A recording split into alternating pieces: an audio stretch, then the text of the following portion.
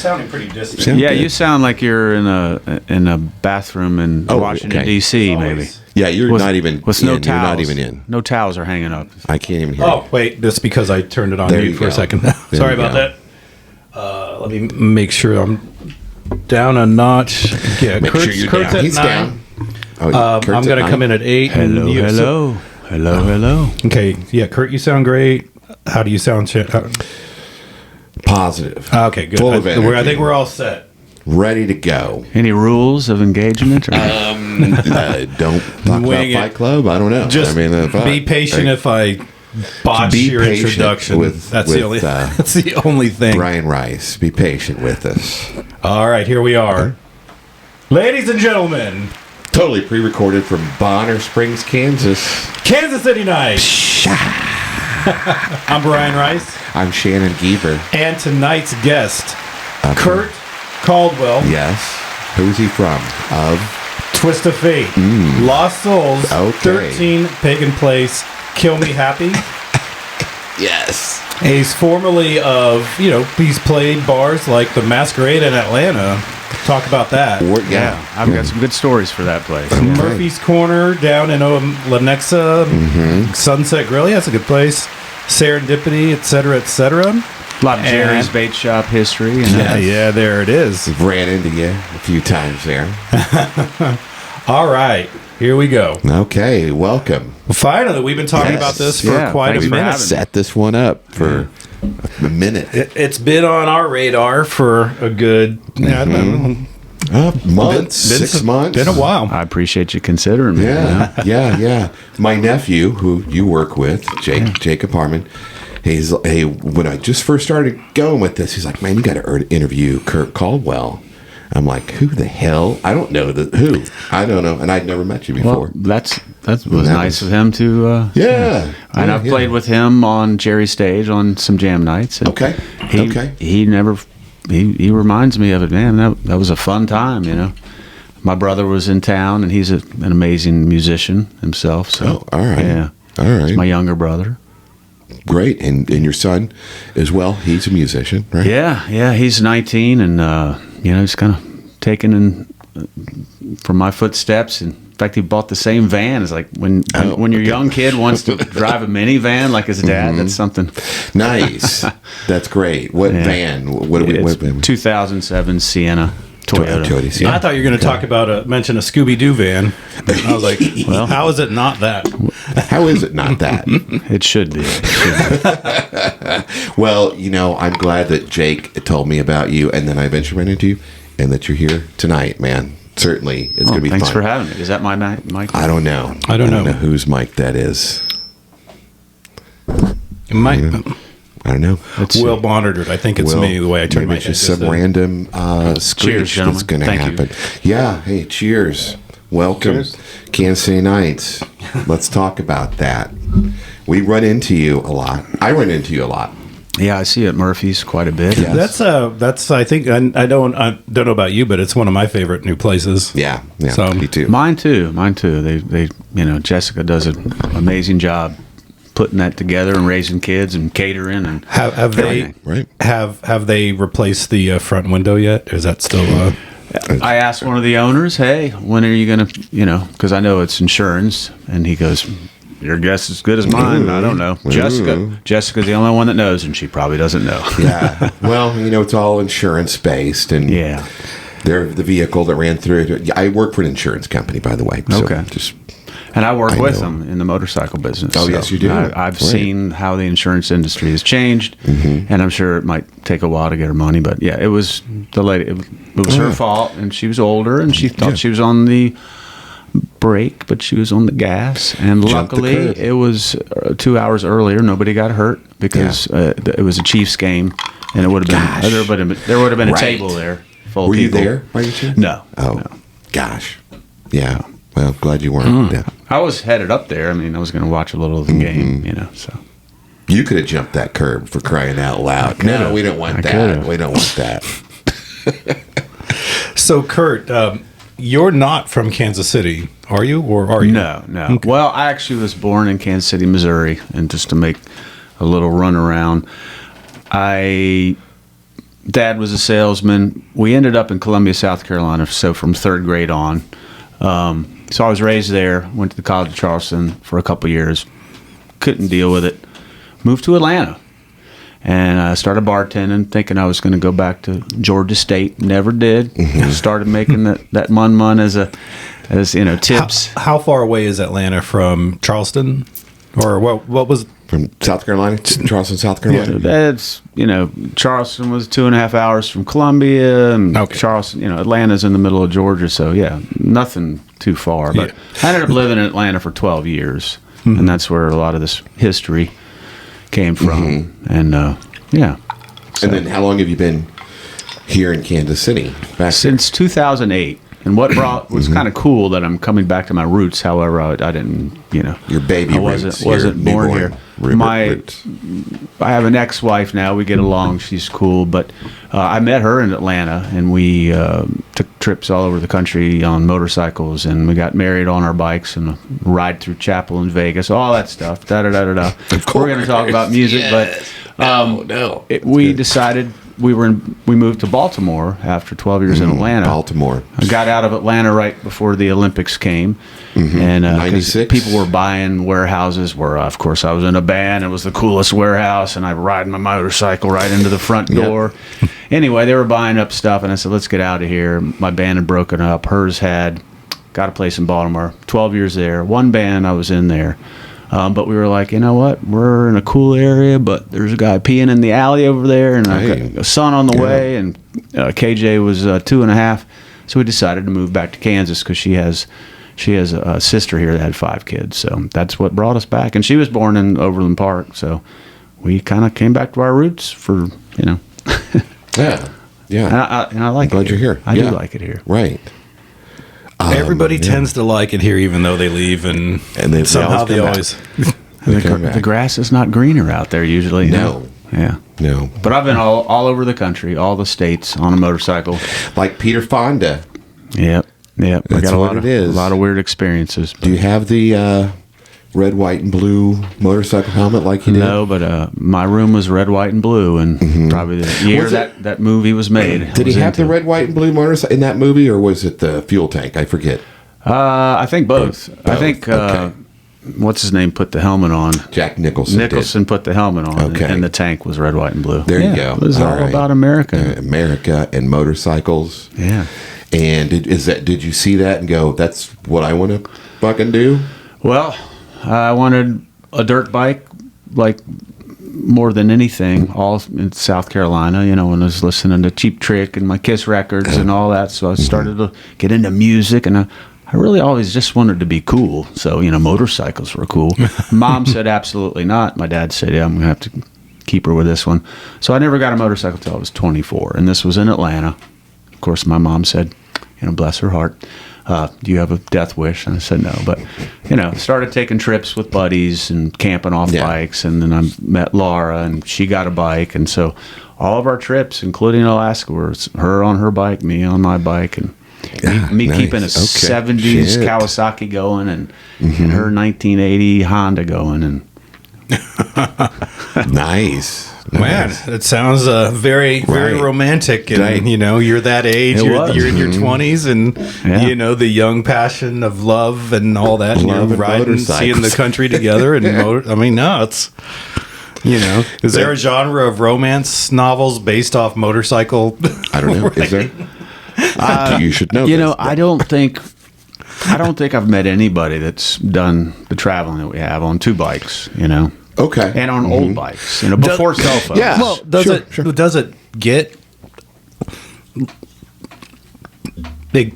Physically taxing to be on a bike, unless you have in a car you just kind of hang back, right? But on a motorcycle, you can't really just relax. There's fatigue, and you take different positions on the bike. I could put my feet on the passenger pegs and just lean this way and that way, and people. Have those things they put their feet up on the Harleys, but we were always on standard or sportier bikes. But you're not a Harley guy. You think of fatigue. You don't want to be driving through a city in Canada in the rain at 5:00 in traffic, and you don't know where you're going. You don't have your GPS telling you anything. This was before all that, so I'm dating myself. But I've heard one of your motorcycle stories. I think it involved Canada. I don't know. Did you do a whole upper Northwest Well, if thing? you rode your bikes to Alaska, you have to go through Canada. That's it. That was I the think I story. remember that. And there's like, how? Because that was it. you know, Good job, Brian Rice. we went through the Upper Peninsula of Michigan. That's the thumb thing, Right. And or not the thumb, but anyway, Niagara the Falls, UP, right? And then all right up there. that's Buffalo, New York. New York. That's Sorry. And then we came back in at Glacier, and that's in Montana. That was, I think, 11,000 miles, and it took 2 months. Golly. And we would quit our jobs, and they loved us where we were. I was like a cook or a sous chef, and she was a waitress, and said, "This is what we do," and we would do it. That's something else, man. That is something else. Is that something that you do to some degree today? No. Or it's so like, No. what's the closest you do to that kind of a thing? Do you like go to Sturgis?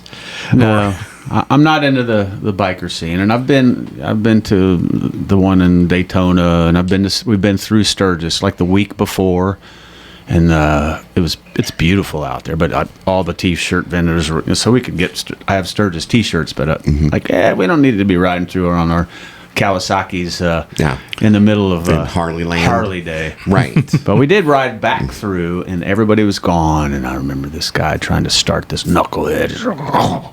He was just like on the corner of the street in Sturgis, and everything was trashed and nobody around. I don't think he ever got that started, but anyway. Now, and you, with my nephew Jacob, you guys work on motorcycles directly? Is that what you do? Yeah, ATVs, motorcycles. I said ATVs is the other thing. Okay. And wave runners or jet skis, whatever you want to call them. So we're a great Arenas Power Sports, great dealership. Yeah. I sell service. I'm kind of a manager, but not really. I don't want to be. I've been a mechanic. I was a pretty good one. I've been to schools for it, and I started to race and go out to Heartland Park. I used to have a prepped race bike, and that was, that got me through some times. But yeah, I've put it all away. I mean, I would probably take a 3-hour trip on my bike just for old time's sake, but I'm not. I've seen this country. Yeah, you have. That ain't no shit. Is there any part of the country you didn't get to, or did you get to every part? Every state. Took eight summers before kids. We never went to Hawaii. I should have flown to Hawaii. My brother lived there for 10 years, and he played music to like some stars and everything. He's a badass. I could have just visited him, rented a Harley, drove around the island, and go, yep, there's my 50th state. But anyway, it's all right. And you're a Kawasaki guy. Pretty much. But okay. Yeah, that's good. I like all the Japanese brands, really. They are good. Yeah. And I'm not going to bash any other brands, but that's why I'm in a Toyota, Japanese car. It's just, it works. I get that. No problem. Honda. There you go. There you go. Dodge. And I'm not a... Well, my mom left me a 93 Dodge Caravan, and I still have it. And it's... That's great. Yeah, that's great. And Jake's dad has worked on it. That Jeff Harmon is your mechanic. Yeah, he's awesome. My brother-in-law. Yeah. Oh, okay. Lives that way, about 2 miles. It's a pain in the ass to get out there, but it's not. But he gives me a motorcycle. He just put brakes on my van, and he said, "Here, take the bike. It needs some miles on it." I'm like, man, I've got a loaner car out here. Here you go, Peter Fonda. Just go. Yeah. So, when how old were you when you started to get into music? You indicated already that you'd gotten into motorcycles and listening to Cheap Trick and Kiss, but so this is probably the 70s, and you're young, and was that what got you, like just about everybody else, the Kiss part? Everybody always mentions Kiss. Well, I was thinking of the moments that made me want to actually perform, and I would say yes, I listened to Styx and Journey and Genesis, and I wanted to go to Kiss. It was $650 for general admission at the Carolina Coliseum. That's a lot of and money. Mom said absolutely not. And then just for clarification, not $650 like today. $6.50. $6.50 pesos? And it probably sold out, and they were the biggest thing going. How old were you at that point? I don't know. 8, 9, Young 10. enough for his mom to tell him no. We'll let people no. figure out my age from just what I talk about. But you can ride that motorcycle all you want, you 7-year-old. No, I'm kidding. Yeah. But that just wanting to be cool on a motorcycle and liking cool music, and just, you grow up. And then when I moved to Atlanta is really when I started to hear, because I don't think they had hard rock stations in South Carolina, but that's when I was like, whoa, Led Zeppelin and Jimi Hendrix and Stevie Ray Vaughan and some heavier stuff, Black Sabbath. I was like, I didn't have an older sister. I'm the oldest. So there was I saw kids in school that had the Led Zeppelin shirt. And I'm like, oh, those are the pot guys. And I was more of the jock, nerdy guy. Oh, really? Yeah, wow, believe it or not, weird. I played some football. It's like and alternate universe. What position did you play football in? like the slow tackle, which is offense. I was a big guy, Really? Yeah. Okay. Yeah. All right. Wow. But I had a back problem, and I probably could have gone and played college ball, because I remember the guy that I was better than. I was more aggressive. He went on to play at Clemson. I was like, you know what? If I didn't have this back condition, I could have been there. Was it a condition you were born with, or did you have an injury that caused it? Born with it. Some kind of just a soft bone on the fourth lumbar that would let things slip in, and it would be a nerve thing. And I've since, man, bro. I got the core tight now, and it doesn't bother me at all. So you kind of PT'd yourself out of that then. Yeah, exactly. Good for you. And then you, not to jump subjects here real quick, but since we're talking about his body, I don't know, you had hip surgery as well. I did. I had double hip replacements at the same time. That's great. That happened. Where the nurses in there going, you had them both done at the same time. Damn. Like, I feel like I'm a freak. I mean, you're a nurse in a hospital. You've never seen somebody do two Only at Peter once. Fonda's had that. No, But sorry. essentially, I think I ran my hips off, and that's what the CAT scan girl should go. Okay. Well, I guess you ran your hips off, because I've been running since college every other day. All right. Never did a marathon, but it was always a 4 or 5 mile run every other day, and this the impact on concrete over time. yeah, he showed me my X-ray, and he said, "Here you are in 2010." I said, "Well, how do you have a X-ray me in 2010?" I hit a deer on the way to Freedom Cycles when I was the manager at 8:30 in the morning in October. Oh my gosh! On your motorcycle? Oh yeah, and I was Holy cow! on the KZ, and I was merging, and I had no idea what I hit, but it was a deer, because I slid down the highway, rolled on my stomach, My back on goodness. my back, so I was on the other My side of the goodness. yellow line, and I looked, and I was like, wow, that's an 8-point deer I just split in half. Counted the. I pulled my you're flip rolling. phone out, and I said, I won't be making that meeting to fire that bad service rider. Sorry. Right. But yeah, so that's how he had that X-ray. But he showed me, the tissue area, and he said, that's a healthy joint. I'm like, wow, so I was healthy. And here you are today. So both of them man, were just yeah, bone yeah, on bone. right. And that's from 2010 to now, basically. Just in that. And I continued to run, but I'm sure I started to do the damage. And it could be hereditary a little bit, but I used to get off the stool at Reno's and walk out to a bike, and people would say, what's wrong with you? And I don't really want to talk about it. I'm like, I hit a deer in 2010. Let me get you checked in, And I was just trying to be healthy and eat healthy and doing yoga and Pilates and all that stuff. Nice. Okay. I thought I could fix it with like nutrition and stuff. He said, no, you need double hip replacement. You need replacement, and they gave you wooden ball joints now. They don't give you wood anymore. With synthetic oil, I have to pour it on the joint every. Are you still 10W30. recovering from it? Because that was how recently? Because I remember we talked about this some time ago. We saw you. Sure, we saw you. Yeah. It happened in April. I went back to work. It happened on a Thursday. I drove to work on a Tuesday, and I said, I'm not going to put anybody at risk. But he said, yeah, you won't be driving for 6 weeks. You can go back to work in 4. You'll be able to play your gigs. That's what he told me. He said, you'll be able to play your gigs, but you'll need people to help carry your stuff. But I drove around the block on a Sunday, and I was like, I can drive. I can move my foot. So, yeah, the walker was gone. I was done with the walker, and I don't want to fall. But, yeah, went back to work, and here I am. Way to go. Way to No, I through walked. that. I walked today. I walked for an hour, a little bit under an hour. Good. Yeah. So that means we've been talking to you about doing this podcast for the better part of a year now. I had in my mind that was like, oh yeah, just back in August or something like that. Yeah, You it was mentioned 3 or 4 April. months. It's my busy schedule. You are busy. I mean, you do a lot of gigs. We'll get to that, at some point. We will. So you play guitar. Is that the only instrument that you play? Is there anything else to what was the first, I did take piano lessons. I hated it. I wanted to be outside. How old were you? So I sort of, probably 10 and 11. Okay. This is in Columbia, South Carolina. Who made you do that? My mom. Oh, yeah. Which mom's And she could name? play. Nancy. Nancy. She could sit down and play and sing nicely. Okay. And my dad could play and sing. But it wasn't like a musician family. But we had a piano, and I heard it, and I was instructed to learn it. But anyway, I never did. When I moved to Atlanta, I bought a guitar, and I learned how to play some open chords. And I thought, man, I was really into leads, Pink Floyd and all that stuff. And I never really took lessons, and kind of put it away. And then started to sing in bands. So I was like the guy with the long hair and the goth band. And Twist of Fate was kind of a Goth. They were all original bands. We were never in cover bands, and that's kind of the difference between Atlanta and Kansas City is people were really into original music then. Well, yeah, that's REM's from nearby Athens, correct? Yeah, and the Black Crowes. Yes.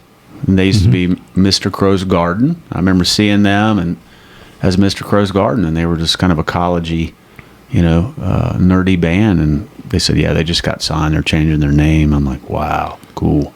Georgia Satellites. I have stories about those guys. Really? Yeah. Partied with them and stuff? Yeah. Okay. Well, we got the time. The time is now. Tell us. Well, let's talk. Yeah. I don't consider myself a guitarist at all. I've got a nice voice, and I kind of fell into the, I would say 2013, 2012, I started to go downstairs in my house when I was married, and I'd started to play, and I was like, wow, I can print these chords up with these songs, and I started to kind of just practice. Not like I wanted to play out. I was like, wow, I'm playing and singing at the same time. This is cool. And then I kind of taught myself a little bit more about bar chords and where they were.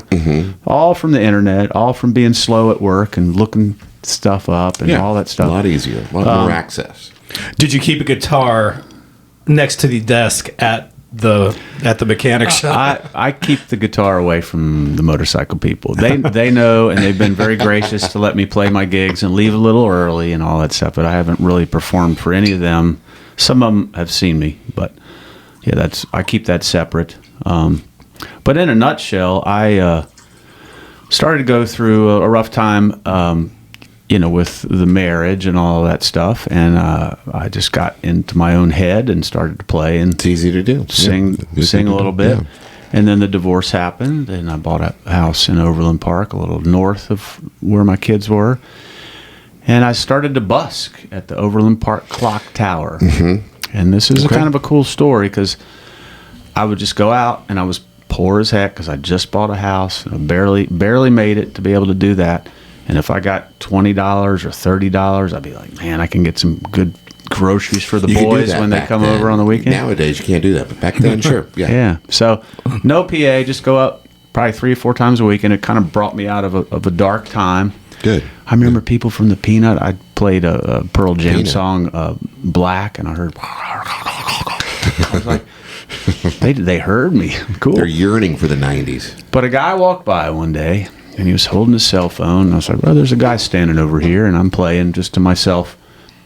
And he goes, I'm the manager of the Red Door. I want you on my patio Friday, Saturday, and Sunday. Nice. Okay. And so I started. Those were my first gigs. I bought a PA. And I'd set up at the Red Door at Brookside, and I played brunch. I said, I can't do Saturdays because I get my kids, but I'll do Friday night and Sunday brunch. And I just cut my teeth on that. And then moved on to the Jerry's thing, Doing that kind of a show. So you were singing covers at this point then. The whole original band stuff was, I never wrote an original song on a guitar until I moved here and kind of, went through divorce. And so I have some originals for sure. And I play them when I play my solo shows sometimes. But yeah, I kind of just taught myself and got discovered busking. And then I met Colby Guile from the Winnebagos and Alexa, her cousin, and she said, you should go check these guys out. They do a Monday acoustic thing at Jerry's. And I would sit in and sing a song with them or play a song. And Mike, the bartender, heard me, and he's like, dude, they're kind of phasing out. Like, they don't want to be here anymore on Mondays. Would you like Mondays? And I'm sure. So I was like, oh, my gosh, I'm playing Jerry. Because Jerry's is where... So going through divorce, I'm sorry this is so layered, but no, I was coming through a dark time, and I was like, I got to find an open mic. So I found Jerry's Bait Shop. And I would go, and Scotty McBee would plug me in. Scotty, and I never missed for probably over a year. I think I got sick one time. Never missed. He'd say, yep, there's a good plug-and-play guitar. And he'd plug it in, and he'd go out and take a smoke break. Yes, and and people knew me as the guy that would slow down the show and play a couple acoustic songs. And I made a point to never duplicate a song. I always had, I pushed myself to say, all right, Kurt, you're ready for these two. Let's do them. And they knew me there through that. And then Mike said, let's start you on Mondays. And then another guy named John Badal had Thursdays, and he said, my voice is shot, and I want to bartend here. Would you like Thursdays? And I'm like, sure. So for a period of time, I was playing Jerry's 2 nights a week. Not the big nights. That's good. But yeah. No, it's okay. I loved it, and I learned a lot. I've got a lot of experiences, a lot of memories to pull from that. Yeah. Yeah. Right. Exactly. Great. You're waiting me for... I have to pick up. Yes. Are you only ever doing the solo act now, or do you have a duet? You indicated that for your solo shows, like, do you do a duet in other places around town, or is it just solo stuff right now? It's pretty much just solo. I do have people up because I don't have a huge draw, and I'm like, musicians are welcome to this gig. Like at Murphy's when I play on Wednesdays, there's some people that come up and play with me and sing harmonies and stuff. I would love to play with a band, but I know that it takes a lot of commitment out of 4 people or 3 people and practice. And but I've been on Jerry's stage with the guy that moved to Nashville, the young man, and great band. I sang Can't You See, and I was like, man, this feels good, just being with the whole band. Nick Marshall tells me, he's like, you got to get a band, Kurt. Good old Nick Marshall. I'll get you up to Deadwood. But you got to take off your shoes. Yeah, got to take off my shoes. Any gig, Nick Marshall. And then I have to get what do you call those when they mess with your toes? A pedicure. Yeah, I'd have to get a pedicure. Oh, because he doesn't wear shoes all the time. Yeah. Oh, because you know what? Never mind that. Mani-pedi. What are they called? Mani-pedi. When was the last time you were in a band? That would have been in Atlanta. Before you moved to... Oh, no, you did... It was actually in Baltimore. Okay. So I was in one band in Baltimore, and they were called Woman. And you probably saw that on my thing, and they're like, maybe that's not a band. Yeah, I don't know. The drummer wanted to call it Woman. I'm like, all right, that's fine. Yeah. And we were like, it was original, but it was like Jesus Lizard meets Fudge Tunnel. Okay. And I screamed I don't know Fudge Tunnel. Head off. I mean, just so heavy, but kind of jazzy, like the guitarist would do weird stuff. Yeah. And I was just there to sing. Proggy metal. Yeah. Heavy metal. It was fun. I mean, yeah, and you were singing for that. Okay. And I mean, I've been to Baltimore. It's not one of my favorite cities to go to. So that you don't like seafood then, huh? Well, I love seafood, and but still not a great place. But you were able to do that, and you're you're kind of a gothy, grungy type of guy. That's your thing. Yeah, I like I like melody, dark, but I like right. I'm not. Jake will listen to that comedy rock at work, and I'm like, what's comedy rock? Like, come on. Well, Jake is in. He's a drummer for Punk KC. Okay, so it's a lot of pop punk, but they do kind of cover tunes, like the Smooth Disney Criminal, pop punk kind of like stuff. Smooth Criminal, like the Alien Ant Farms version of Smooth.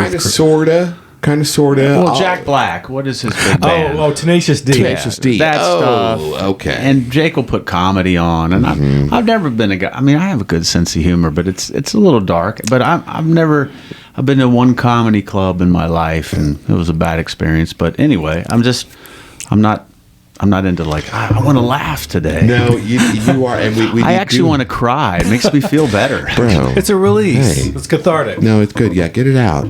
Get it out. I will say, just before we move on from other things, two other things rather, just talking about your solo stuff. Couple things. First off, I really had never even met you before, but I was at Rajesh Krishnakuti's memorial at the Poorhouse. Yeah. And you get up to sing, and everybody, you're like, I'm Kurt Caldwell. And I was like, oh, well, hell, these people know this guy. Okay. And he was a great guy. Well, yeah, I knew him from Jerry's, so yeah, Jerry's crowd was there, right? And we all love Rajesh. He was awesome. Yeah, he was a great guy. And then the other thing was one of your songs in your set when you do your solo stuff was oh my God, what is it? Hang on, it's Friday and I'm in Love. And my girlfriend and I got up and danced to that because that's one of our songs. That's awesome. And I loved that you did it in the whole acoustic bit. And it was great. Thank you. So we had no problem getting up and dancing right in front of you because we didn't even know you were there at that point. K, right? K. Yeah, that's it. awesome. Just a letter. Right.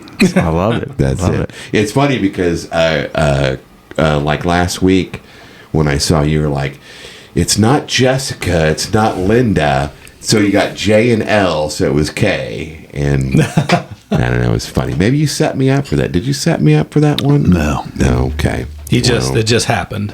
It happened that way. Anyway, but keep playing that song as well. I will. I do a few. Love Song and Pictures of You. Yeah. Okay. Yeah. Great. Love it, man. So there's some interesting stories we've had these conversations apparently way back in March, not August like I thought, about there's the Masquerade. The Masquerade. What is the Masquerade, and what's your connection to this Masquerade? How in are you? Atlanta? I loved the Masquerade. It was on North Avenue, and it was and this is in Atlanta. And this is 90.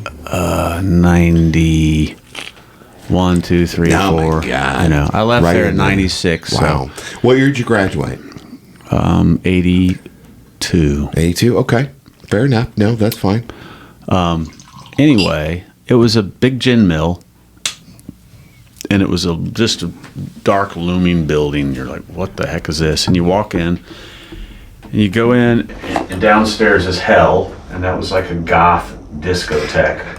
Just a huge place where, just your style. And then you walk up the stairs, and to the left is Purgatory, which was a nice bar, and there's some bands that played there. 13 Pagan Place, that was my band. We played in Purgatory. Okay. But the big venue, and this is where all the stories are, because I worked there. I was a cook there, and they wanted to be able to serve French fries and wings so they could have all ages shows. So that was really, he didn't care what the owner didn't care what the stuff, but I was a good cook, and I was like, cool, man, I'll work at the I think so. Yeah. And then I would bartend sometimes when they needed it, because I've done that before, and I would work security down in hell. I'd walk around and go, you don't have a wristband on, you're out of here, kid. And people, I've never been in a fight in my life. I just look at people, and they're like, okay, I don't want to mess with that guy, because I'm tall.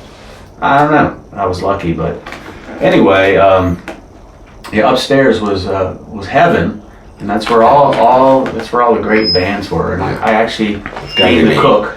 It's got to be me. No, that's me when I turn my head to look at the computer, and this. You want to turn it? So I'll try to mute it. Turn you down at all? No. I mean, I guess I could have. He doesn't want to.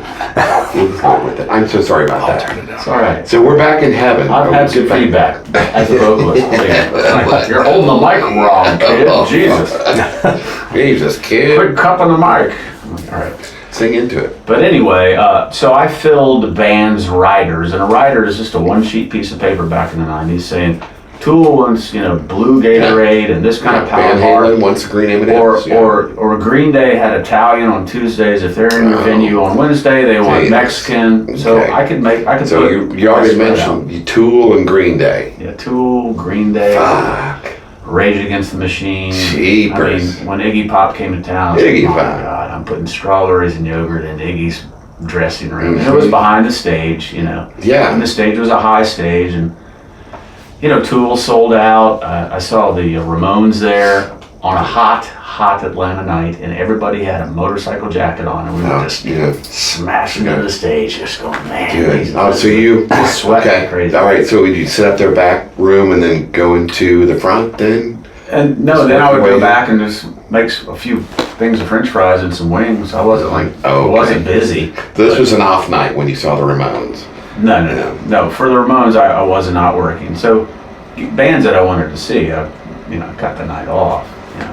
Tool, I worked, but I didn't really I don't have to do anything. I just come out of the kitchen and I'm like, wow, that's Tool. You want some fries? Like Danny Carey was like tuning his drums off the stage for like an hour. I'm like, wow, that's Danny. Did you talk to him at all? Or? Just said hello. You weren't a Kansas guy back then, really, technically. No, that was before then. But we fed Scorpions, Dio. Dio. Love Dio. And there was bands that. Did you meet Dio? No. Too bad. Never stood on the same time he was up on the stage. Yeah. Right. But Typo Negative. That was a fun one. Okay. What was fun about that? Well, they were vegetarians, and the singer, rest in peace, Peter. Sure. Yeah. He's gone, but I'll never forget. He walked up to me, and I'm 6'2". Oh, I can't hear nothing now. Switching out cards, so I'll give it a second. Yeah, no problem. There we go. Are we back? And all right. Does everybody sound good? We're switching out cards there. Okay. It's all right. So we're talking about Typo Negative. Typo Negative was a goth metal band, and I'm cooking them, pasta and sauce and whatever. And I'm 6'2", 6'3", and he comes up to me, and he's about 6'7", maybe. Oh yeah, right. That's right. He's really tall. Gorgeous man. I mean, and I'm not into that, but it's all good. He's just it's okay. Makeup was perfect, and he goes, "Could I have some more of that pasta, please?" I said, "Man, you can have whatever you want." Yeah, and the Scorpions were vegetarians too. I remember that, but Rudolph. Wait a minute. I forget their names. You're right, Schenker or Rolf Schenker. I don't know. Yeah. And the singer is very, very tiny. That's pretty cool, though. Yeah. Because I've seen them. They're great. Yeah. I've never seen Typo Negative, but they're great as well.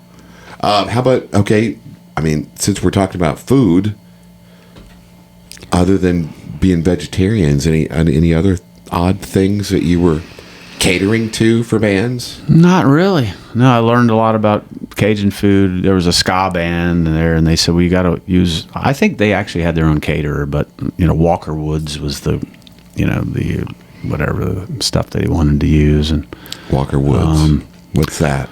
It's just a brand of Cajun or, I don't know, something like that. Oh, okay. Yeah. All right. Yeah. Okay. Nice. But I'll have to say the best story. Let's go. The best story from the Masquerade was I was a goth guy, and there was a new band called Rage Against the Machine, and I'm like, what are these guys? And they said, Kurt, we're sold out tonight. Can you work the stage? And I'm like, sure. No problem. How many does the Masquerade hold? I should have looked it up. And I want to say 1,000. Right? This is in hell. This is in heaven.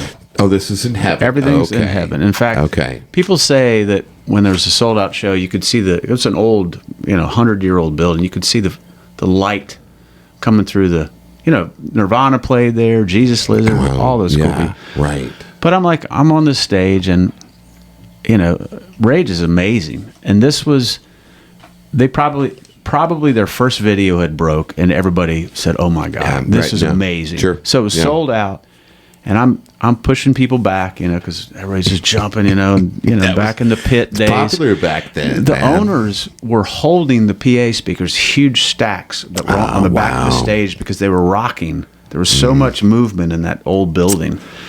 But I'm like, man, that rhythm section is amazing. Uh-huh. The drummer and the bass player. I'm like, man, and he's jumping around with his dreads and It was something. And they went on to Lollapalooza that summer, and then they were just like the hugest thing. I don't know what year that was. Yeah. Did you get to interact with them at all, or is it? No, because I didn't like them. I was into goth and melody, man. Right. Not right. coming in the name of But I liked heavy music.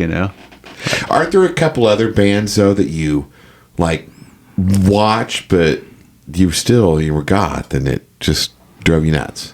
Weren't there a couple?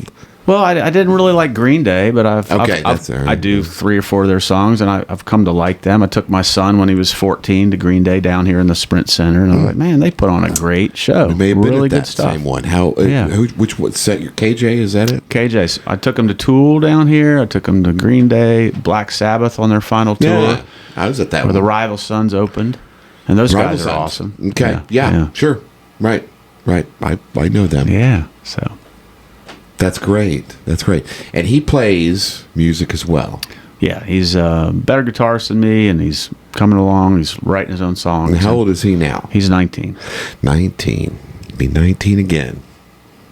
Very nice. And my 16-year-old, Zeke, he takes at School Rock, and he's learning music production.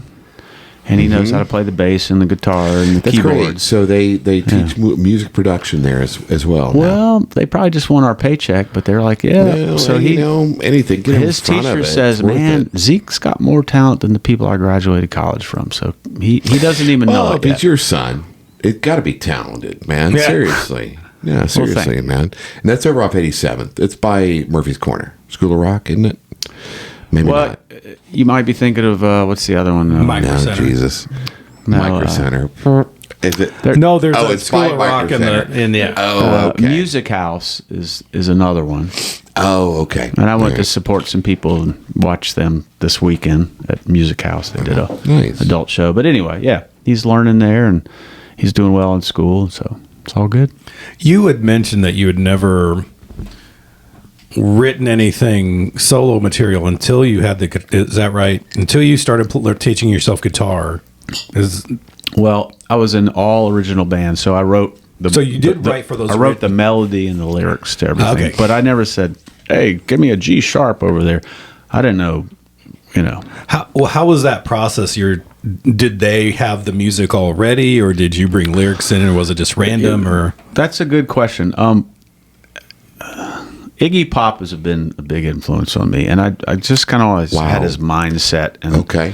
But when a band gets going, you're in a big warehouse in Atlanta, and bass players, and people are just like kind of yawning and whatever, and a riff starts and a beat starts, and these guys have some magic going, and I can write a melody, and I'm not going to have words on the spot going, let me put a melody to this, but I'll start going, and I'll start just singing a melody, which is easy for me, and some of the lyrics might be kind of cool, maybe not so cool, but we'd have a little jam box and we'd record it, and we'd be done, and we'd look at each other like, man, that's a song. Yeah. And so then I would take my recordings, kind of arrange the song, and next practice I said, hey, let's do this part this many times, and I've got lyrics written, and so that's kind of the way I wrote songs back then.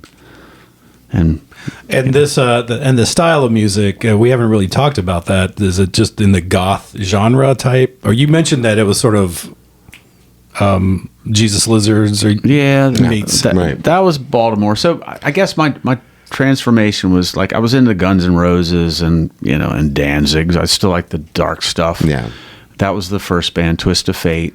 And, all right. And then Lost Souls was more of the dark. I mean, we have pictures of us in the cemetery for our promo pack. Okay, so what songs were you doing for Lost Souls then? All original. All original? Yeah. Fuck, Atlanta was different. It was a different place there. Dang. So my wife and I at the time used to get on our motorcycles and go. We couldn't wait to go see these original bands. Just little dives, and they're just going crazy.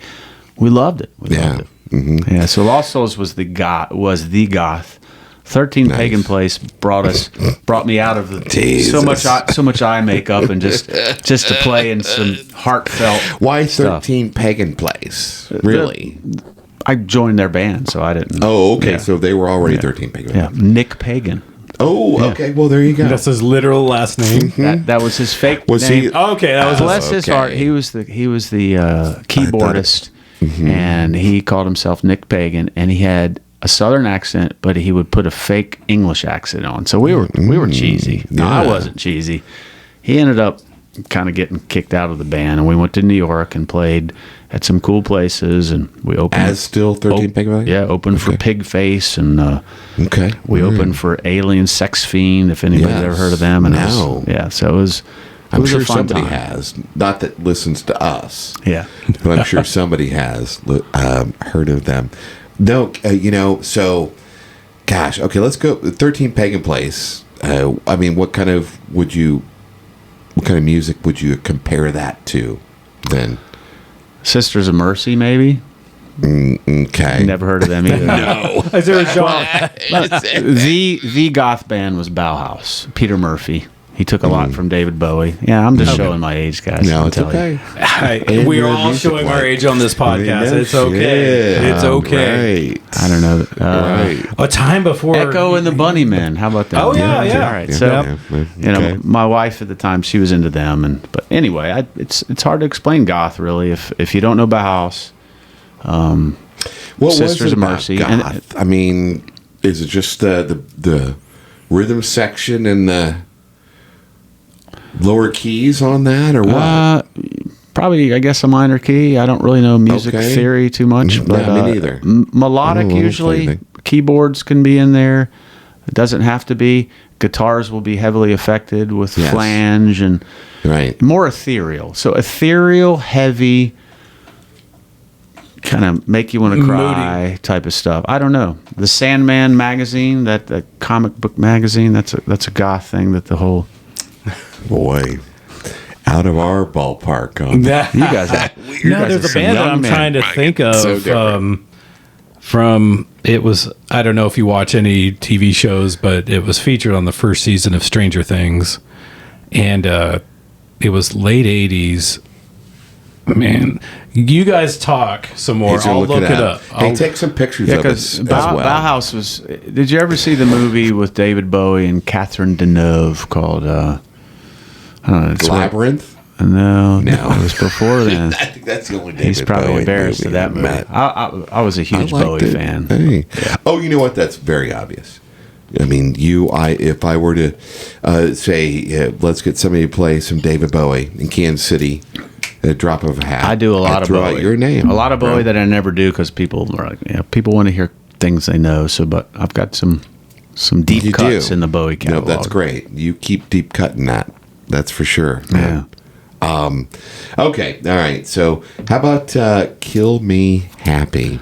So Kill Me Happy just Whoa. came out of some of 13 Pagan Place, and I met this awesome drummer who's a good friend of mine. In fact, it's weird. I don't have a lot of tattoos, but the only tattoos I have were from Mickey from Kill Me Happy. He was a tattoo artist. Oh, and he was the drummer. Nice. Wow. When I moved to Baltimore, What a skill. Drummer and- Fudgy was a tattoo artist at the Sailor Jerry place with all the history in Baltimore and Sailor Jerry. Oh, okay. But he did All my right. other tattoos. But anyway, All Kill Me Happy was just heavy, melodic. Wasn't really goth, but there's always heartfelt stuff. But we broke up, and Laura's band had broke up. She was in an acoustic duo, played Eddie's Attic, the same place that the Indigo Girls got their start. Yeah. And we decided to move, somewhere, and we took a trip across the country and went through Baltimore and signed a lease, and then moved. Right. That is fascinating. You had no idea you'd end up in Baltimore. You just were like, I had no idea. We were looking for a place to live. Kill Me Happy was going to go to Frederick, Maryland. I'm like, man, we're going to make it. We're going to go to Philadelphia and New York and all the cool places in Jersey. Right. Yeah. And then we broke up, and the Olympics were coming, so I got kicked out of this cool warehouse where everything happened. Dang. Yeah. And I said 96. Was that 96 or 98? That was 96. Okay. All right. Joy Division is the band I was trying to think of. Joy Division. Atmosphere is the name of the song. Oh, hey, hell. Whoa, wait a minute, Brian Rice. Yep. But it all comes from the Velvet Underground, the dark Iggy stuff. Okay. It really does. Well, let's talk about that. So, Velvet Underground. What other bands? were you listening to at the time? What do you still listen to? I went nuts collecting CDs back in the day, and my son's now buying albums. I'm like, dude, you can listen to that on Spotify. Those things are expensive. Right. But he's collecting, and I have a CD case probably as big as that wall back there, just full. Oh, all right. I used to go to New York City and just get like bootlegs of David Bowie live or Iggy live. Okay. I've heard a version of Iggy Pop. He probably was writing China Girl. And the story is that he went down into the studio because him and David Bowie went to Berlin to get clean. And so during that era, he said, "Yeah, turn it on." And he's just screaming his brains out, you know. And the whites of my eyes. But I have some cool versions of stuff that people probably haven't heard. What back in the 80s? Were you into any metal? Any of the? I mean, you mentioned Guns N' Roses, but I mean, Queensryche. Any of that? I practiced, so I did take vocal lessons from an opera lady. And she let me sing an Elton John song called Empty Garden. It was about John Lennon. It's a beautiful song. And then I sang some duets, Phantom of the Opera stuff. Anyway, I wanted to know that I was doing it right. But I practiced Queensryche, Danzig, and The Cult in my house in Atlanta. Gosh, that's 3 good ones. Yeah, and I'd be in there, turn a little down, and I'm figuring out where I could put some power and sing this stuff. So finding your diaphragm. Exactly. Right? Queensryche was the hardest. Did you ever take vocal lessons, or is it just something you? Yeah, I did take the vocal lessons in Atlanta from the opera lady. So I had a recital, and it was like a year, and I was like, all right, I'm ready to join bands. How about that Nancy, right? Your mom, Nancy. How about them piano lessons? So, has it ever come back into play? Were you happy eventually? You said you hated it. Anything you look back on, he's like, oh, you hated it. Think about it, guys. You want to be out on your bicycle playing football or whatever. Little fingers having fun, playing new notes one by one. We're getting a lesson now my right now. left hand joins the fun, playing, Yeah, I wasn't into that. Was that the actual lesson? That was one of the songs. Yeah. I remember it. Yeah. My goodness. I should have kept with it, But I do have a piano in my house. But it's not something that you've looked back on and, I appreciate it now, but at the time I hated it. I didn't learn how to play an instrument until I was in my later life. Well, hey, good for you. I don't know how to play a string instrument. I play wind instruments, but... I heard the tuba. Oh, yeah, I just listened to a previous podcast. Oh, yeah. Okay. But I mean, I think maybe after this, maybe you'll start picking up piano again. Maybe that'll help you in something. Well, I don't know. I like piano, and I like when people play piano in my house, but it's not that sound doesn't get me. Guitar is always piano and your voice. Yeah, maybe a good mix. All right, I don't know. So did you end up? So you mentioned piano in your house. So you still have the family? Is it the same one that you grew up with, or? I have a girlfriend that plays, and my son both sons play, and I was like, you know what? It was a couple Christmases ago. I'm going to get one of these free pianos. And I said, all right, KJ and your buddies, let's get this piano moved. You don't move a piano unless you know what you're doing. We moved this piano. I moved a piano these before. people loved this piano, and I think the player had passed. What kind of piano was it? It's a Kimball or something like that. Just a decent like upright. A stand-up. And she's upright. like, please don't hurt the piano. I mean, she was giving it to us. We moved it out of her house and into her garage, and we gave up. And it was like 13 degrees that night. I'm like, oh man, I hope it's not damaged. We hired a company. But anyway, if you want a free piano, go get one. Spend $350. By the time you get it moved and tuned, it's a $350 piano. How about the corners in her house? How about those? It's worth it. But anyway, that's the story. It was a free piano, but it costs to get them moved, and then you want to get it tuned. Mm-hmm. You need that piano then. Yeah. I've looked up how to maybe play some chords. How to tune it. Yeah. I'm going to learn a song on piano just What's for you. What's that song? When everybody... What that? Where everybody's having fun outside. Now my left hand joins the fun, playing new notes one by one. Man, that's awesome. That's great. That's great. Now I'm seeing on our notes here something about a Courtney Love story. I flipped the page to page 2, and I'm like, oh, there's more. Yeah. But there's more. That's cool. Yeah, well, Kurt was gone, and that killed me. I mean, and So Chris Cornell. You were big for. So you when the grunge thing blew up in 91, 92, that resonated with you in that moment. Well, Pearl Jam played at the Masquerade, and they weren't big yet either. And I was like, I don't get this stuff. That's what I'm talking about. Yeah. That's the one. So I was in the goth thing, but I grew out of that, and I got the grunge thing. I have got lots of Sub Pop CDs. I played a grunge show at Knuckleheads. It was the biggest thing I've ever done this June, and it was awesome. And I just sang. I could just get up there and do what I used to do. 6 or 7, some Nirvana. 6 or 7 songs. Yeah. We need to have you for Purple Jam. It was for God's sakes. It was fun. Yeah, it was slightly different genre. Oh, still. But Courtney Love was drunk at the bar, just in town. Maybe Not she was playing this thing in June. and she was down in hell. Wait, we're back at the Masquerade in the 90s. Yeah, we're back at the Masquerade. Circa 94, 95. My bad. She was down in hell, flirting with the DJ, and I was like, man, she's off her keister. And this is post Kurt. Yeah. Still in Hole. Yeah. Though. Was that why she was there? Probably. They were in town. I don't remember filling their dressing room or anything, but they definitely played at the Masquerade. Filling that whole dressing room, right? The whole thing. I'm sorry. Yeah. My bad.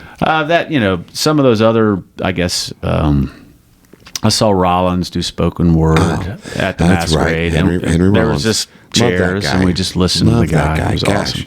Yeah, and just doing his poems. Yeah. Right? Yeah, or just talking to us. Yeah, just talking. Just inspiring people. Yeah. Green Day played there, and same thing with, like, Rage Against the Machine. Like, their video must have just broke, but they weren't huge 91 yet. through 93. Green Day. All these kids were sitting crisscross applesauce down on the floor just waiting because they wanted to be up front, and they were young. They all had white T-shirts on, so I don't remember that being a thing, but they all did. I was like, wow, what is this? They're juggalos. And I'm just throwing whatever Green Day wanted in their dressing room. I didn't meet them, and they weren't big, but it was the Dookie album, and it broke, and they're huge now. It's huge. I saw them on tour. Yeah. There was another time. So I was a huge David Bowie fan. Just he's my You guy. alluded to him many my times. Right. So Angela Bowie lived in Atlanta. And Angela Bowie, I don't know Angela Bowie was David Bowie's wife when he was Ziggy. Ziggy Stardust. They divorced, and they had a son who's a movie producer. He doesn't go by Zoe Bowie. He's Joey. Zoe and Bowie. He doesn't like Angela. Joey Boy. He goes by Joey Boy. But I'm like, I'm going at the Disco Kroger, a grocery store, and I'm like, that's Angela Bowie with her daughter from another marriage, and I'm like, we met eyes, and she, how some people can be just flirty, and I was probably in my goth. Maybe I probably was done with a gig, and I looked like kind of weird or whatever, and we met eyes, and I was like. Oh man, Angela Bowie just kind of like gave me a flirty look. I was like, Jesus. Now I don't know. Was she a good-looking woman? Yeah. I don't know. Okay. Well, of course, if she was married to a rock star, she probably married David Bowie. Yeah. But anyway. And their son was Joey Bowie. Yeah. Zoe Bowie. They called him Zoe. Yeah. They changed it to Joey. Well, he's like, I'm not going to be Zoe Bowie. No. Well, Joey will do it. Own that shit sometimes. And it's Jones, actually, because David Bowie's real name is David Jones. I do not need to know this. Davy Jones. Do not tell me this, for God's sakes. All right. It's okay. I don't know. I'm a little Don't worry. I won't change that. my name. It'll always be Kurt Caldwell. What's it? Don't they have a David Bowie deal at Knuckleheads? Have you played that? No, that's the Record Bar. A Record Bar. They do an annual thing. The owners there, I know, Sean and I can't remember. I should know his name. But they do an annual David Bowie show. Ever since he passed, they started doing it kind of very much like Purple Jam with the Prince. But it's the people. They do kind of a David Bowie jam. in January of every year, and then this year Record Bar, I think they're doing like a 3 or 4 night stand at the end of January. We need to get you in there. I should reach out to them because I could kill singing some Bowie. I'm not going to play some of that great stuff. Oh, whatever, man. But yeah, you should. I don't know if it's too late, but it's kind of a jam night as far as I've never seen it. And they used to just do like one night, but apparently it's gotten so big that this coming January next month, it's going to be like Thursday, Friday, Saturday, Sunday. Oh, I think. Really? I think, yeah. Hey. Wow. Mm-hmm. I'll probably go to one of those shows. Yeah, Steve Giulioppo, that's the name. Him and his and Sean, they co-own the Record Bar. Giulioppo? And I think I'm pronouncing it right. Sorry, Steve. But he's a singer as well, and he does the, if you've ever heard of the Roman Numerals were a band. He was the singer in that band, and I think Sean played keys in that band. But he can do that voice. He's got that genre, psychedelic fur. I will have to check it out. Psychedelic furs, that kind of. Okay, there you go. Sure. That's gossip. They came from Bauhaus. Yes. Right. Yeah. Oh, exactly. Oh yeah, and he had that Bowie voice. Oh yeah. I love it when you do David Bowie. Well, thank you. Yeah. The Church is another. I do a church song. I don't know if you've heard of the Church, but maybe another Milky Way tonight. Keep going with it. We need. Where's your guitar? Is it in the car? Let's go get it. I'll go get it. I'll run and get it real quick. Okay, it is, but that's all right. Never mind. Craig didn't play drums for you guys back here, so. No, he did. We've had a couple people. If you had said I want you to play a couple songs, I would have prepared something. But it's too much. That's okay. Too much. We really don't. I'm just having fun hanging out with you. And people need to know that about you. That you are. It is fun. Not that I'm sure people do. I'm sorry, I don't know what I'm saying here. Yes, but I just love hanging out. So jumping back here to the David Bowie tribute night. Thank you. Yeah. This is a shameless plug for the Record Bar, which is a very, very popular great bar. It's a Kansas City jewel. Yeah, it is really. And it's called The Band That Fell to Earth. Okay, KC. I've seen that advertised last year, and I almost went, but. And they have a VIP show on Thursday, January 23rd, and then a Friday and a Saturday shows at the Record Bar. So I don't know what that entails. I had this impression that it was sort of a jam night, but I may be incorrect when I say that. But 3 nights of Record Bar, and proceeds go to a charity, and so Let's contact them. And I've been to the Record Bar. It's awesome. But it sounds like they've got a secure band playing that stuff. But that's I'm going to check it out. Yeah, for at sure. the very least. Yeah. Let's go up there. I love the Record Bar as well. I've seen pigeons playing ping pong. Up there. You guys were talking about some venues with Craig that I never heard of because I wasn't in this music scene until 2015, 16. Well, no, you mentioned how Atlanta was all original music, and I remember, and Craig, a couple of people have sort of contradicted. I guess Kansas City has always had its share of being a cover band town. But I swear to God, in the 90s, there were a lot of original bands, Outhouse, that they were killed in Westport. In Westport back in the 90s, that was it. Yeah. It might have just been a 90s thing because I'm not dissing Kansas City at all. No, sure. I'm sure if I went back to Atlanta, it might still be.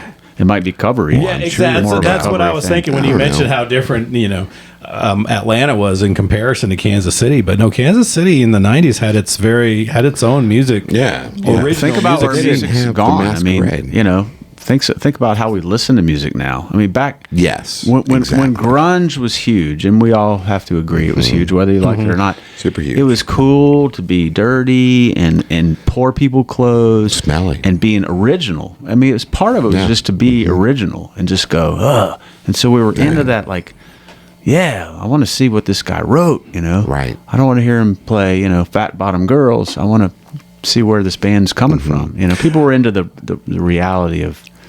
The emotion, I guess. I don't know. And then fast forward today, that guy is in fact playing Fast Bottom Girls somewhere, probably. Well, you know what? I've heard it a couple, 3 times this year, as a matter of fact. I played Bohemian Rhapsody at a final this weekend. Hey. They called me up and they said, somebody's sick. Can you play?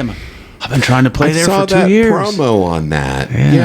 Yeah. How was that? That was awesome. You'd like the final? The place filled up, and I held the crowd. It wasn't my crowd because I didn't have time to post, but I posted anyway. But where is the final? It's at 127th and Metcalf, and it's just a little place at the back corner of a strip mall.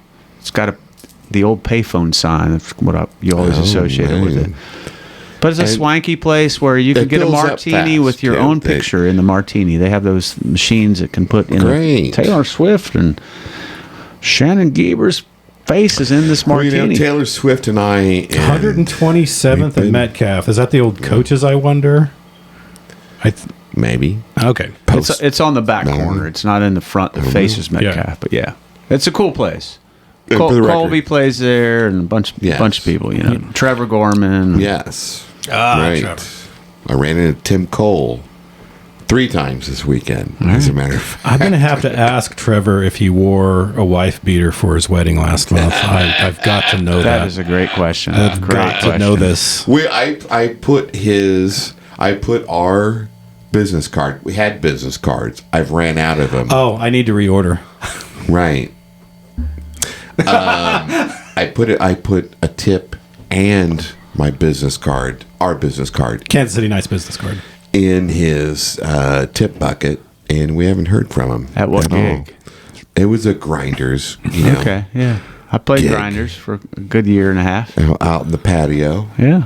Right. Are you expecting to go back there next year? I understand there was some kind of a shakeup in the recent... I'm not going to bash anybody, but I probably won't be back there.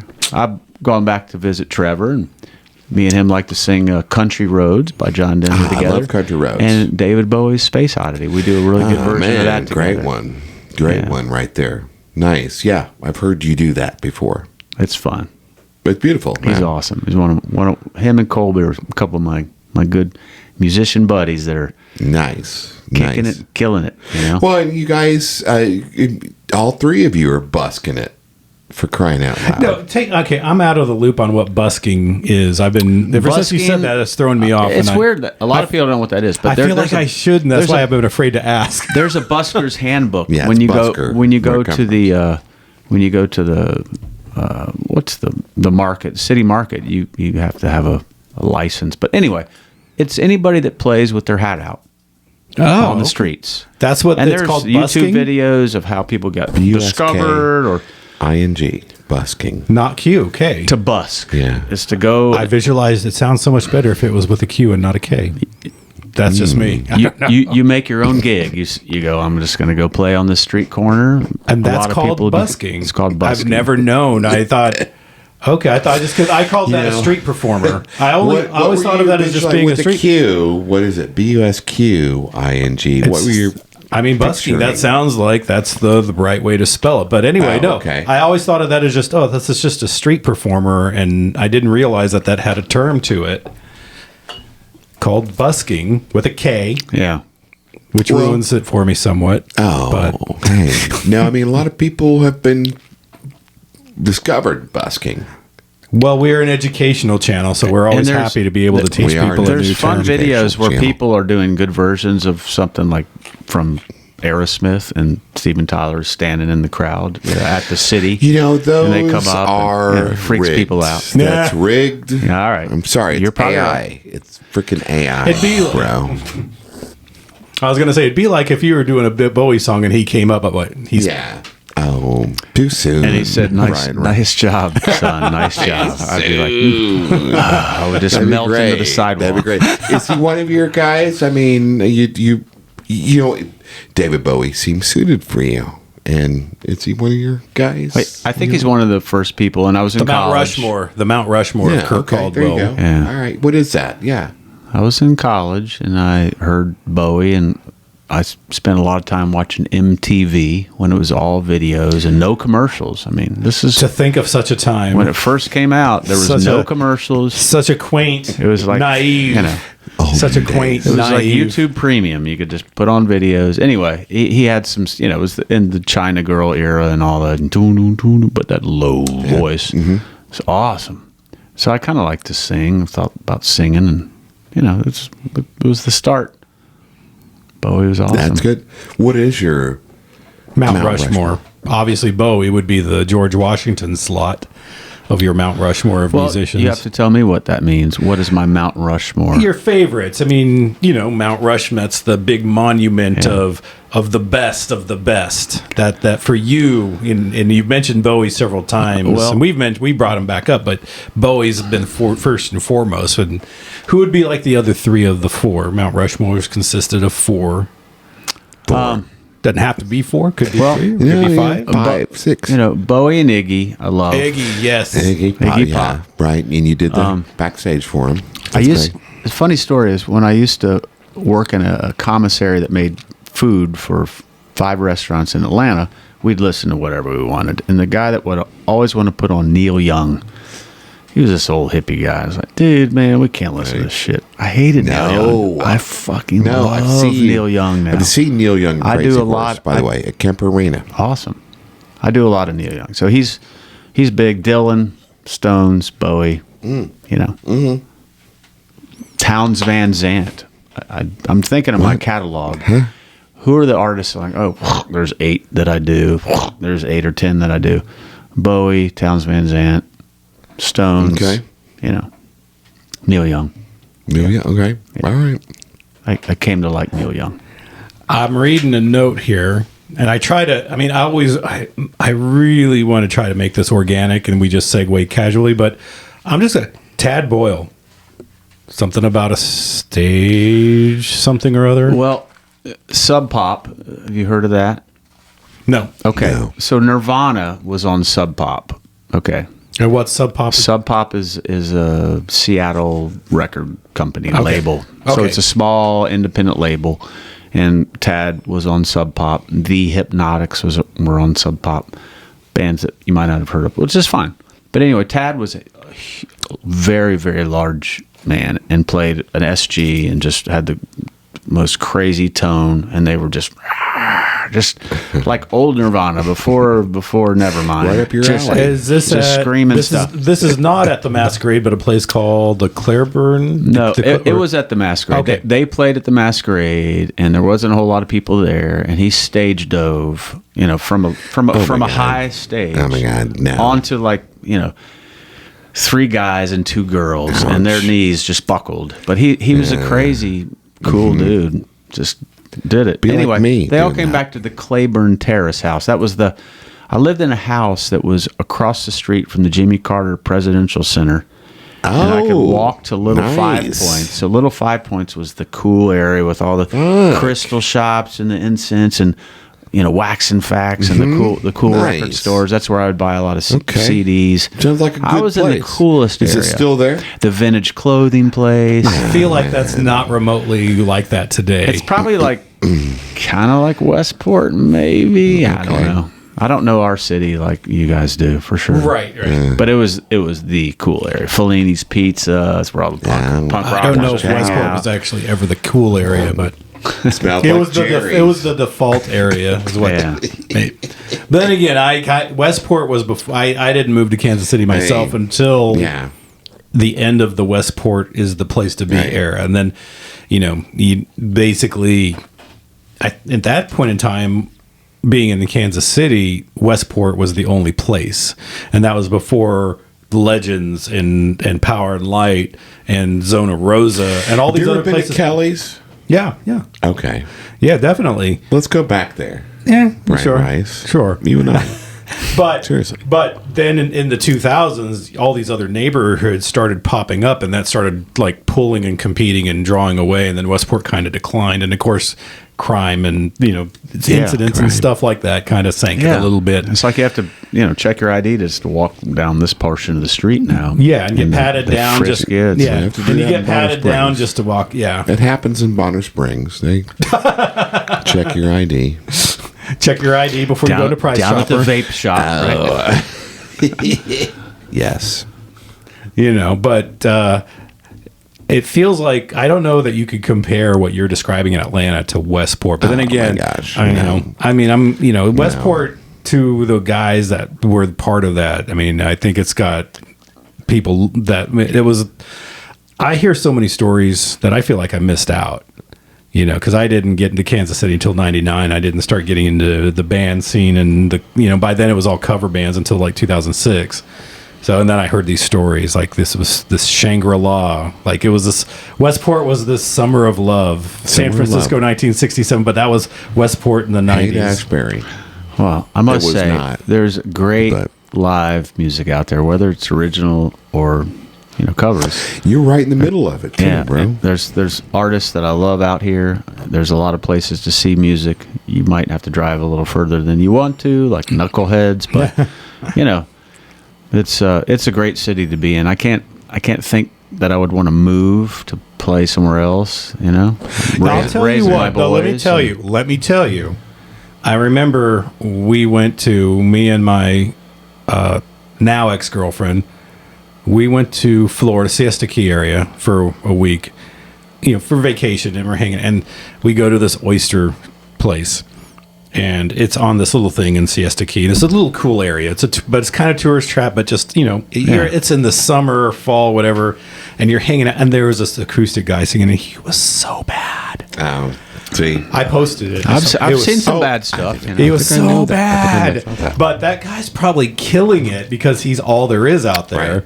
And I'm like, man, if a musician that could actually go out there and kill it, you're making me think about moving. I shouldn't be saying that, but Charleston is like that. I visit my brother in Charleston, and he plays out 6 nights a week, maybe 7. He plays doubles. So your brother, and what's your brother's name again? Jeff Caldwell. Jeff Caldwell. Does he have a day job, or he just does it? That's what he's never had a day job. That's all. That's what he went. Here's some more stories. He went to GIT. He went right out of high school. Guitar Institute of Technology in Hollywood, California. Oh my God! When Guns N' Roses lived in Hollywood, he knew. Yep, that's where Axl threw the TV out of the window. Dang, so bro. He's learning jazzy stuff from people that none of us have really heard of. John Frusciante was in the class with him, and John Frusciante sat on the couch with my brother, and they hung out. He's the Chili Peppers guitarist for the. Okay. He hung out with Frusciante because he was in the school, but he dropped out to join the Chili Peppers. So you gotta do what you gotta do. School is great, but not everybody needs school. So Jeff is still in you're like where you lived most of your life. Yeah, he lives in Charleston now, and he bought a house, made it the way he wants. He's a total vegan and grows wheatgrass, and he's able to make a living just playing 6 nights a week, doing weddings. He can, he knows the guitar tech. I mean, the guitar neck, just like is he a busker as well? No, he doesn't. He doesn't. Okay. Well, I mean, there's a tech to that. It's kind of cool. He's never used Facebook.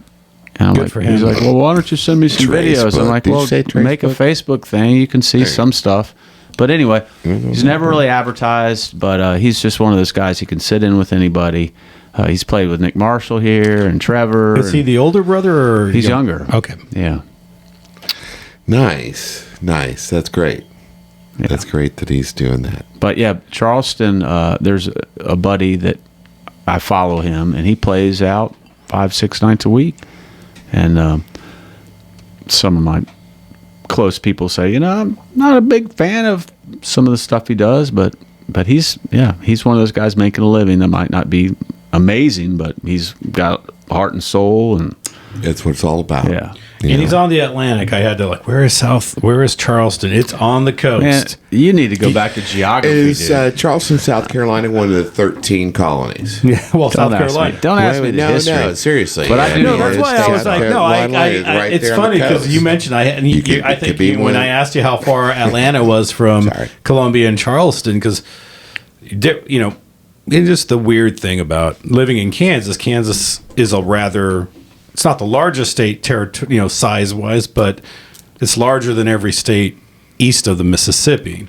So when I think of states that are adjacent, I think of a long drive. Well, forgetting that all the states you're talking about are smaller and really tied into each. So for you, Atlanta, 2.5 hours or whatever, but I wouldn't necessarily think that because, Atlanta's in a whole other state. Well, it must take like 6 hours to get there. I drove out there for Thanksgiving. It's 15 hours basically to get over there. Oh, you just drove out there? You didn't ride your bike? Ago. No. I'm not. Didn't ride your bike? I still surprises me. have 2 motorcycles, but I look at them and go, yeah, I better keep them running if I'm going to get on one sometimes.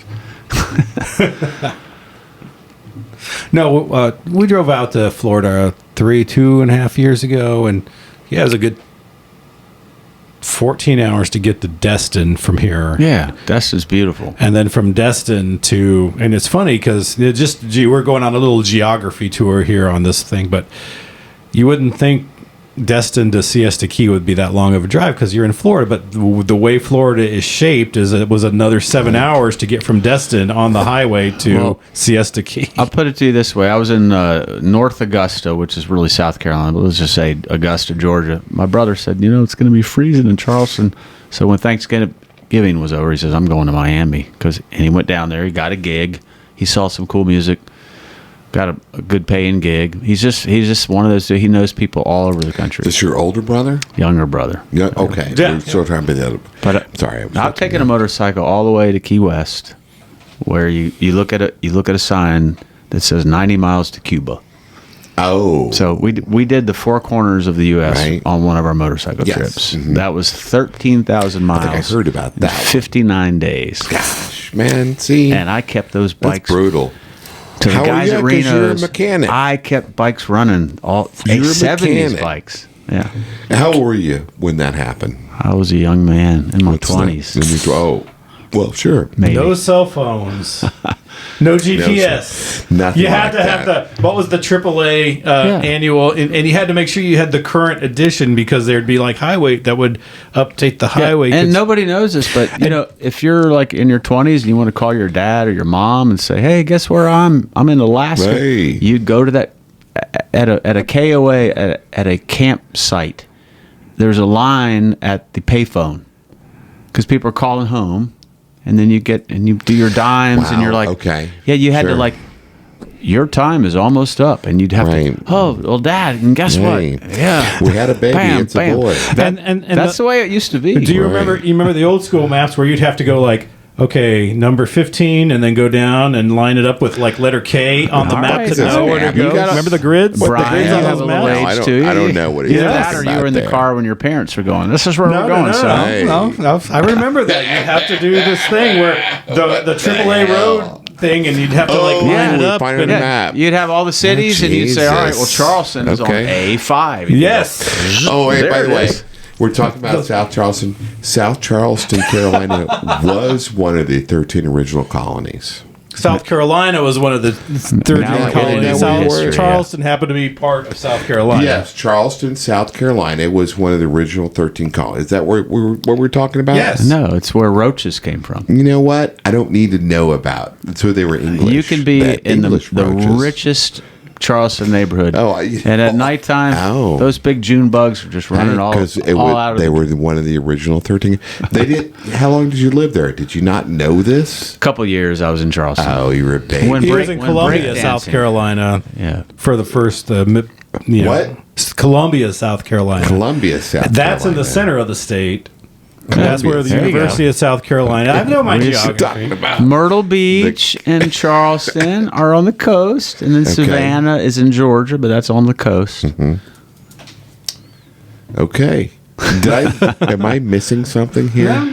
We're just talking about geography now. We're giving everybody on the podcast a geography lesson that I looked know it that up. they're just absorbing like sponges right now. We don't need to be talking geography, for God's Hey, sake. this is an educational channel as we need to well. be talking rock and roll. for Everybody needs to know their crying out geography. loud. Geography.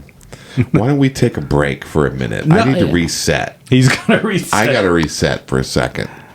All right. You have to Okay. pee, right? Meaning he has to go to the bathroom. I want to to know where the pee. podcat is. Where's the podcat? Oh, shit. Clyde. We'll bring him in Clyde. for the break too. We'll take a short break. We'll probably go on for another 20 minutes or so. Sounds and fine. wrap it Okay up. with All that. right, Fine. we'll be right back, Okay. ladies and Hey, gentlemen. thanks for having me, guys. Kansas City Nights. The podcast. And we are recording again now. Ladies and gentlemen, Awesome. we're back. Kansas City Nights. Kurt We're back. Caldwell. Kurt Caldwell, thanks for being with us. Thank you for being Yeah. patient with us on our Right. geography lesson. Yeah. Yes. You know, I wasn't good in school, but I had Me to. neither. When you had to memorize geography, I could do that. So I love geography, even though I've been everywhere a little bit. Even though I had to Google exactly where Charleston was in South Carolina. You want some of that, bro? Yeah. I'll have a teeny bit. Yeah. Well, Four Roses Small Batch is an excellent you know what? Let's selection. not talk Well, about... that is my... If I'm going to drink something straight, it is going to be a fine whiskey. So thank you so much, guys. You guys Cheers. Hey, cool as We heck. appreciate you know, cheers to you, man. Well, you're very kind to us. Thank you. Yeah, And I thank you remember for Brian bringing it over. at the Jerry's back in the day. You were the guy with the cool hair, and like that guy could take some cool pictures. Ah. Yeah, absolutely. All right.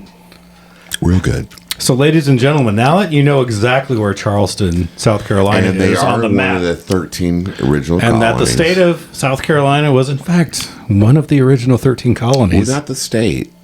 Was the state? I don't know. South Carolina and North Carolina. That was the one too.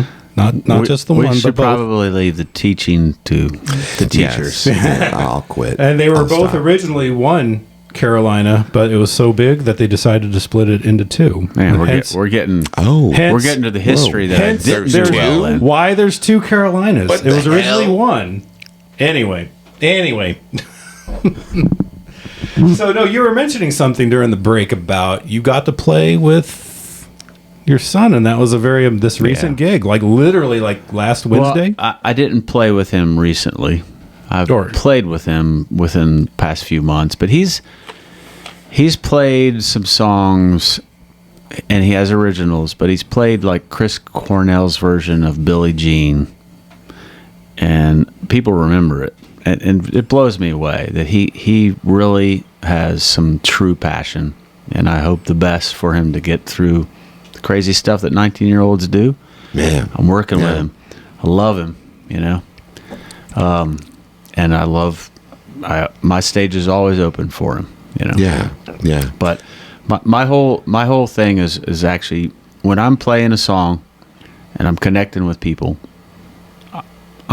that's where I want to be. And here's a cool little story. I'm playing Grinders.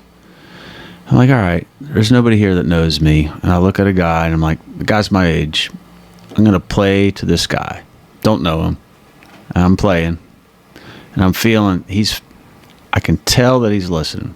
I really can. And I'll tell you why I know he was listening. And I played 4 or 5, 6 songs. I was like, this is right in our genre. And I have a lot of years. I cover a lot of stuff. He just got up after eating his sandwich and dropped a 20 in my hat and said, "You're awesome, dude." And I'll never see him again, but I was like, I'm connecting with this guy. And that's what I love doing. And all my buddies know. You'll have a gig where you're just playing. Here I did a private party, right? Recently. Next to Andy Reid's house. Oh, nice. So it's at the plaza. This would be the Kansas City Chiefs, Andy Reid, in The case Chiefs, people right. who are listening. So I played a gig there in the summer, and they're like, "You know whose house that is?" I'm like, "No, that's one of Andy Reid's houses." I'm like, "That's cool." And I played out in the garden, and I saw a lady bring Christmas decorations in. So this was at the end of the summer. So last weekend I played the holiday party for these high rises. Beautiful old people drank a lot of wine, and they were so loud talking, and I'm indoors. I'm like, it's one of my first gigs where I could not hear my guitar. She's, "Can you turn down a little bit?" That's I'm rough. like, "You guys hired me. I'll do whatever you want." Right. But finally they all cleared out, and I played to a smaller group, and they enjoyed me. But there are gigs where you can't really connect with people, and then there's gigs where you're like, "I'm crying right now." I'll tell you a great story. COVID.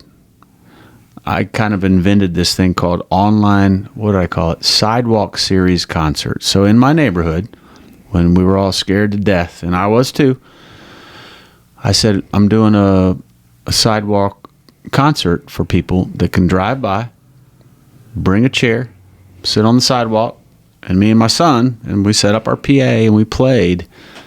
This girl came up the street, and she's like, "Do you know John Denver's Sunshine on My Shoulders?" Great. That's probably the first song that I ever sang live to my parents. Oh. And we put the album on. I wanted to sing that song, but I sang that to her. She said it was my mom's song. We both cried together. I cried during the song. I didn't even know who she was. She was a sister-in-law of the girl who lived in the house. It was a beautiful thing.